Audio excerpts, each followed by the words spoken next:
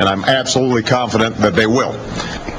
If health care reform survives the Senate, how will the finished product look when it arrives at the Oval Office? Pennsylvania Congressman Joe Sestak is here. He supports the bill. He's also challenging Senator Arlen Specter in next year's Democratic primary. Congressman, a pleasure to speak with you again. Good to be here, Pat. Thanks.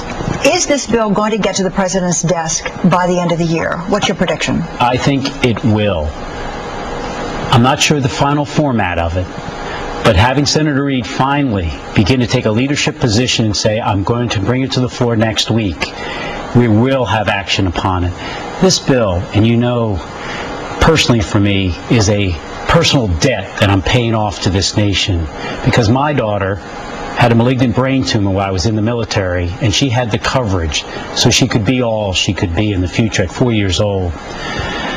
I believe that this is not dissimilar to the military, where dividends were given back. As I went to an 11.5-month war, I was a healthy, productive warrior that focused on the mission. That's what I believe this care plan does. It gives us healthy, productive workers. We lose $260 billion a year in lost economic productivity because of the under and uninsured.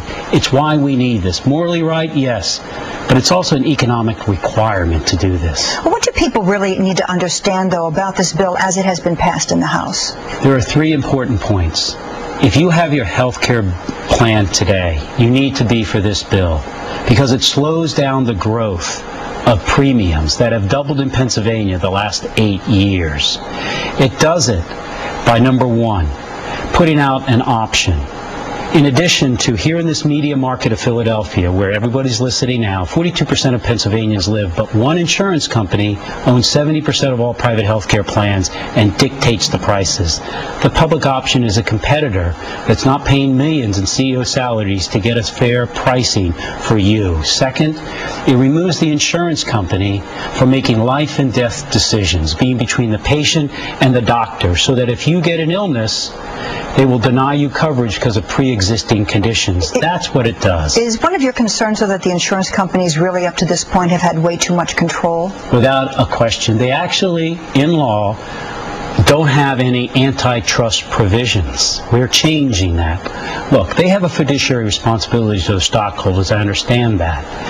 But when you have insurance companies, as I have seen in my constituency office, we keep it open 7 days a week, and a young couple comes in, and a young boy, their son, has stunted growth, and the insurance company denies them the hormone treatment. Or a woman comes in with cervical cancer, and the insurance company denies them the type of chemotherapy that the doctor recommends. They are actually rationing care, and we have to change that, as well as them having in America, 94% of our health insurance markets are what the Department of Justice calls non-competitive in pricing. We've got to change that. Yeah, there are a lot of families who have, and within the last year, they've figured out a new program, they have purchased insurance, all of a sudden they have these new bills that are coming in, their premiums are 50, 60% higher than what they were before. What can they do about that kind of issue, and how can the Congress respond to that? Well, this bill right now, first, if you're in my district, and hopefully soon across Pennsylvania, call our office and we will look into it. We do it all the time. It's why we're open 7 days a week. But number 2, this bill is going to fix that. We've got to get it passed. That's why urgency is so important, because this public option that's going to be out there, people have to understand it's a choice. It's not funded by the government. But we are not going to have high profits in it. It's not going to have high advertising costs. And so someone can say, you know, you're a big corporation, you've doubled my premiums. I can get the same care as Congress members have if I join this plan. And they will move over to that. That's what has to be done. But today, they have control, and we have to change that. Well, Congressman, what does the Senate need to understand about this? Because politically, this is a very difficult sell. They need to understand first, and I mean this sincerely, courage. This is something that is so important for Pennsylvanians. We have 14,000 Americans losing their health care private healthcare plan every day. That's equivalent to Reading in 1 week, Allentown the next. It's my hometown where I was born, Springfield. That's equivalent to everyone losing their health care there in 2 days.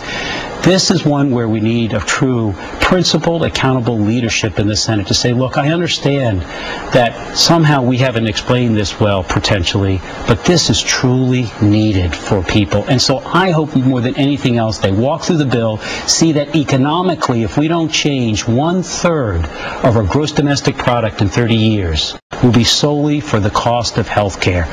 This is about our economy as well as covering everyone for quality of life. Now, some Republicans have added in a caveat about federal funding for abortion. Yes. Is that going to be a challenge as well once it gets to the Senate? It will be. We had already fixed that. What we had said that if someone gets subsidies to be in the health care plans because they're lower income, they also have to pay some of it, the cost from their premiums. We had said there'd be a separate account to where your private money is placed in this account, that if there was to be a choice for an abortion, you would get to only use the private money for it. They went beyond that in the agreement. This is so important, though, for women, this bill. 41% of lower-income women don't have health care today. 1/4 of women between 18 and 24 don't have health care today. This is so important a bill for women overall that I believe we must take this other one, have everybody step back and say, look, we should go back to what the Hyde Amendment said. Only private money for it. We had that fixed. It went too far. Fix that, but get this bill out there for women as well as all Pennsylvanians. And would you agree that this is not a perfect bill, but it is one that needs to move forward? Without a question. And if we don't get health care reform and our costs are going to skyrocket. What needs to be, it should have been even more bold and aggressive. In a sense, there's 2 pilot programs. I wish we had made them part of the whole bill as a whole.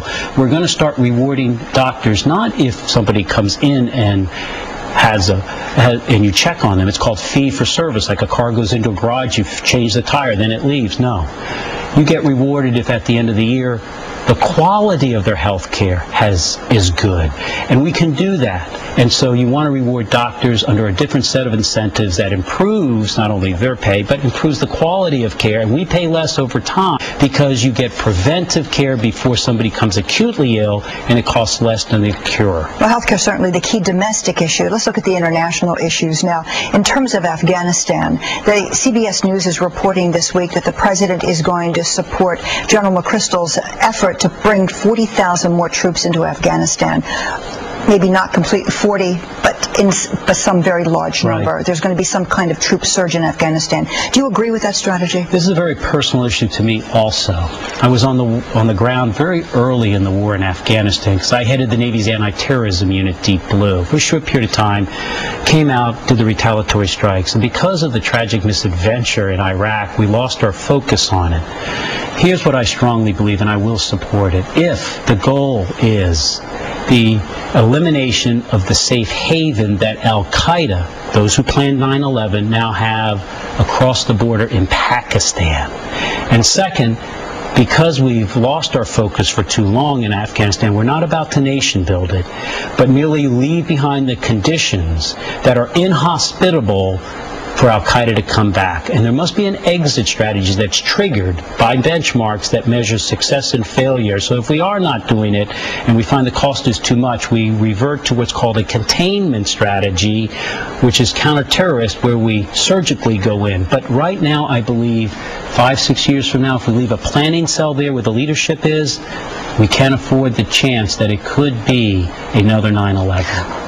Another 9/11 where in some cases we may find ourselves in the pathway of a terrorist. Is that what you're saying? Yes. That's what is threatening us. Absolutely. It's the planning. If they have a safe haven, like when I went into Afghanistan, General Hayden, said to me, head of the National Security Agency, Joe, General Franks with the Army there says, give me some actionable intelligence. I tell him, give me some action. I'll give you some intelligence. I'll pick up something. We need to keep some boots on the ground to make al-Qaeda move, so we pick them up and exterminate them, or they'll have quiet time to plan against us. So your best advice for the president at this point, Congressman, is what? To have a measured increase, approximately 35,000 troops, but have the triggers ready to have an exit strategy if it isn't working. But right now, I support a measured increase of about that amount. Congressman, thanks very much. Thank you very much. Our guest on Newsmakers has been Pennsylvania Congressman Joe Sestak, a candidate for the U.S. Senate. Newsmakers returns next Sunday at this same time, and you can watch it anytime at CBS3.com. I'm Pat Shiraki. Now back to the anchor desk.